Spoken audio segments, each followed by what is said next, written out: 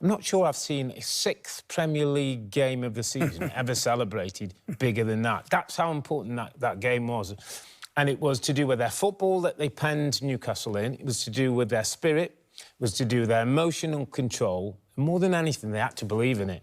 And with seconds to go, they still believe they could get a win. That's massive for them. Tim, at half-time, you thought they'd come back and win 2-1. But as the second half was evolving, did you keep the faith?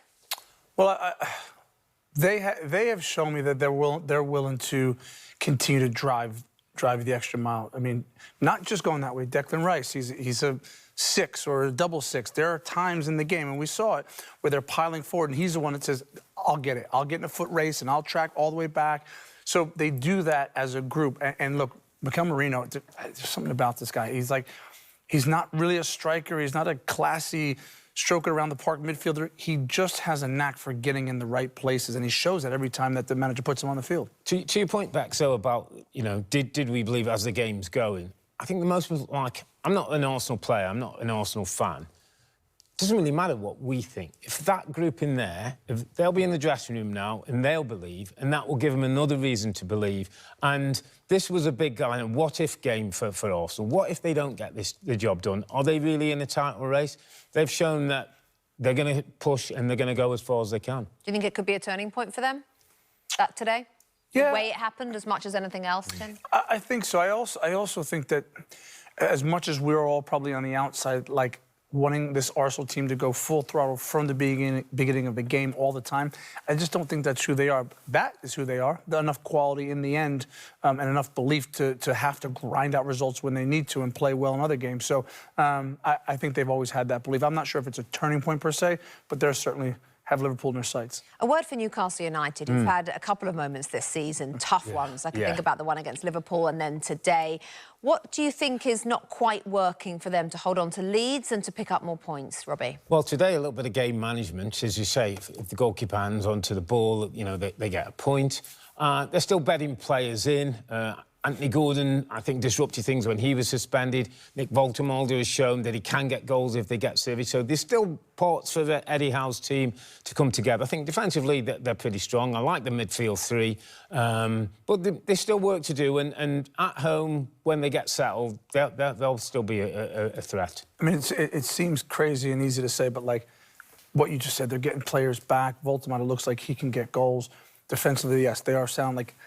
They sit 15th. I think when we're here in May talking about Newcastle, they're up in 6th or 7th place. Yeah, Newcastle United sitting, as you say, in 15th right now. Arsenal up to 2nd. Let's take you back to our commentary team, John Champion and Graham Lasso. Big exhalation. I'm sure the atmosphere exhaled as well when that winner went in. As you said, John, they started to leave very quickly. But Tim doesn't think it could be a turning point because we're just 6 games in, but it kind of has to be a little bit, certainly in belief, doesn't it, chaps?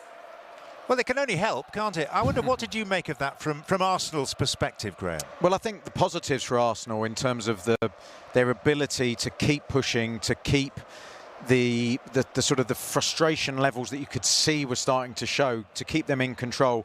And in particular, I think the changes that he was able to make, he was able to change not just personnel, but the system around key players like Eze.